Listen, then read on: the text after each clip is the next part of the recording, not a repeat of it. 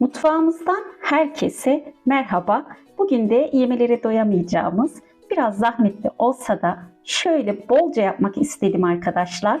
Samırsaklı domatesli sosuyla fellah köftesi tarifi. Malzemelerimiz 5 su bardağı ince bulgur. Bulgurumuzu ıslatmak için yine 5 su bardağı kaynar suyumuz var, sıcak. 4 su bardağı un, 1 su bardağı irmiğimiz var. Yine irmiğimizi ıslatabilmek için 1 su bardağı sıcak suyumuz var. 2 kuru soğan şöyle ince doğranmış güzelce. 2 yemek kaşığı tatlı biber salçası, 2 tatlı kaşığı tuz, 2 yemek kaşığı reyhan, 1 tatlı kaşığı kimyon, 1 tatlı kaşığı pul biberimiz var.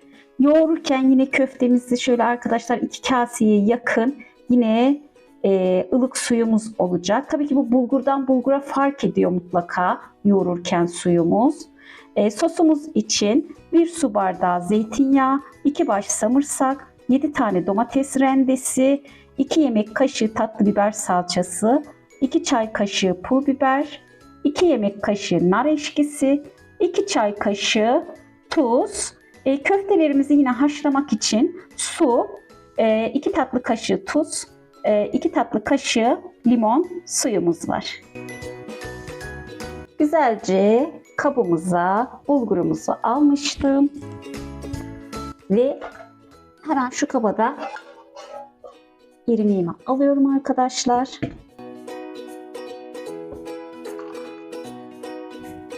Bulgurumu ıslatmakla işe başlıyorum.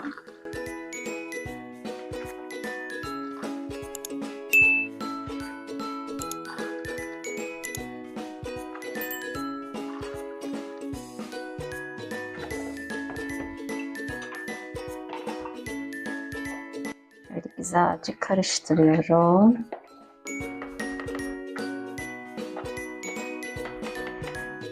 Tabii ki hemen bu arada irmiğimizi de ıslatıyorum. 1 bardak irmik, 1 bardak da kaynar suyumuz var. Hemen onu da ıslattım. İlk önce bunların güzelce irmikle bulgurumuzun 10 dakika bekletiyorum şişmesi için. Güzelce irmiğim, bulgurum şişti. Şöyle yere kuruldum arkadaşlar daha rahat yoğurabilmek için. Kuru soğanımı da içine aldım tepsimin. Hemen fellah köftemi yapımına başlıyorum. Maşallah nasıl da güzel olmuş. Kabardı. Pul biberimi, reyhanımı, tuzumu, yani böyle şöyle güzelce tüm baharatlarımı kısacası ilave ettim. Hemen üzerine 2 yemek kaşığı salçamızı da ilave ediyorum. Şöyle ılık bir de suyum var arkadaşlar. Güzelce elimi batıra batıra yoğuracağım. Öncelikle şöyle bir salçasını yedirmekle işe başlıyorum. Bu salça gözüme az geldi arkadaşlar. Bir kaşık daha hemen ilave etmek istiyorum. Ve yoğurmaya devam ediyorum. Şöyle unumuzu katarak devam edeceğim. Burada tam 4 su bardağı var. Aşama aşama elimi suya batırarak yoğuracağım arkadaşlar. En son kalan unumu da güzelce ilave ediyorum ve tekrar yoğurmaya devam edeceğim. İyice güzelce fellah köfte hamurumuzu yoğurdum.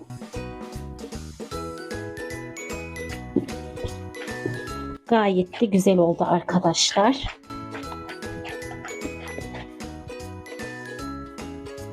Şöyle bakıyorum.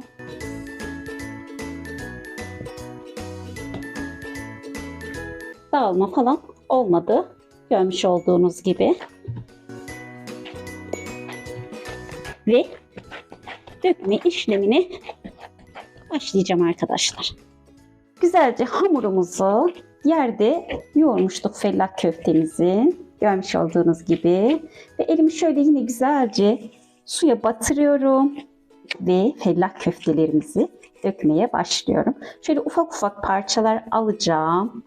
Şöyle güzelce yuvarlıyorum. Şu küçük parmağımı hemen suya ıslatıp şu şekilde arkadaşlar boncuk gibi küçük küçük güzelce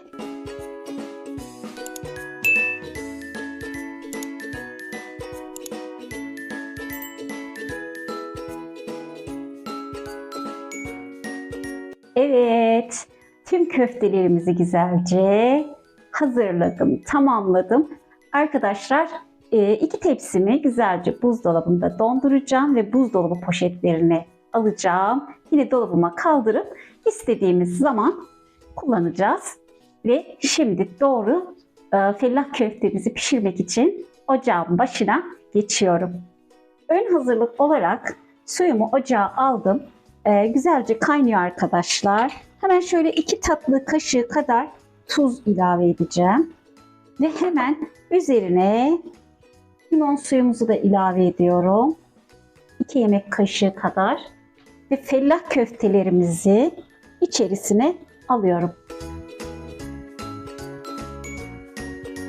Şöyle ocağın altını da biraz kıstım arkadaşlar.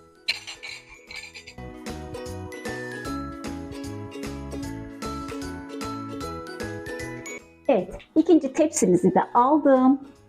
Ateşi de harla açtım arkadaşlar. Şöyle bir kaynamasını bekliyorum öncelikle. Hiç karıştırmıyorum dağılmaması için. Zaten kaynadıkça suyun üzerine gelecek ve 10 dakika pişireceğim arkadaşlar.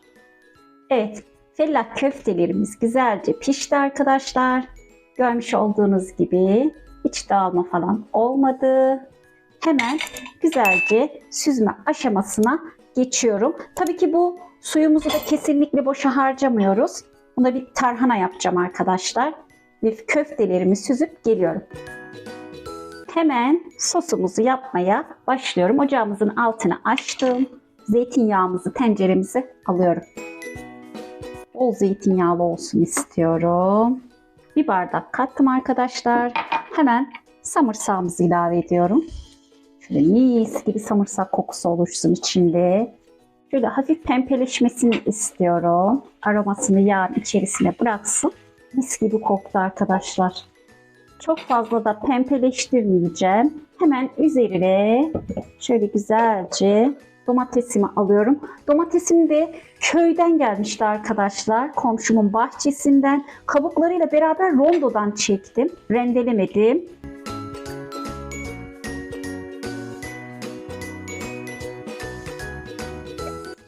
Şöyle 2 yemek kaşığı kadar da biber salçamı ilave ediyorum. Bol bir sos yapmak istedim. Biber salçamı kavurmadım. Kendi yapmış olduğum için zaten güzelce kavurarak yapmıştım. Ev salçası yani arkadaşlar. O yüzden kavurma gereği duymadım. Direkt içerisine aldım. Hemen pul biberimizi, tuzumuzu da ilave ediyorum. Şöyle güzelce nar eşkimizi de ilave edeceğim. Domatesim biraz suluydu.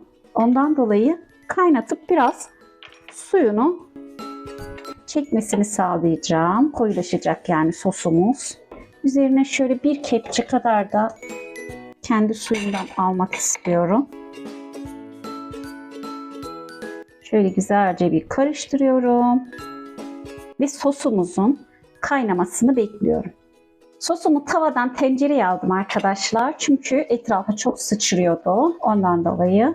Şöyle güzelce koyu bir sos elde ettim. Dediğim gibi domateslerim suluydu. İyice çekmesini sağladım.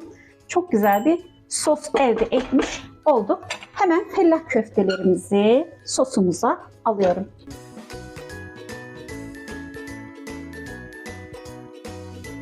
Şöyle güzelce sosla buluşturuyorum. Şöyle güzelce de harmanlıyorum. Görmüş olduğunuz gibi bol soslu, samırsaklı, zeytinyağlı fellah köftemiz sunuma hazır gibi arkadaşlar. Ve doğru sunuma geçiyorum. Evet, Fellah köftemiz sunuma hazır. Şöyle güzelce maydanozla da süsledim arkadaşlar. Servise aldım. Mis gibi kokusu da etrafı sardı. Fellah köftemizi dediğim gibi ben bol yaptım. Güzelce dondurucuda dondurduktan sonra da buzdolabı poşetlerine aldım. Tekrar buzluğuma kaldıracağım ve elimin altında hemen pratik bir şekilde hazır oldu. Sizler bu tarifin yarısını da yapabilirsiniz. İsterseniz tamamını da yapabilirsiniz. Mutlaka yapmanızı tavsiye ediyorum. Şimdiden yapanlara kolay gelsin. Kanalımızın büyümesi ve gelişmesi adına kanalımıza abone olmayı, yorum ve beğeni bırakmayı, bildirim zilini açmayı unutmayın. Allah'a emanet olun. Sevgiler, selamlar.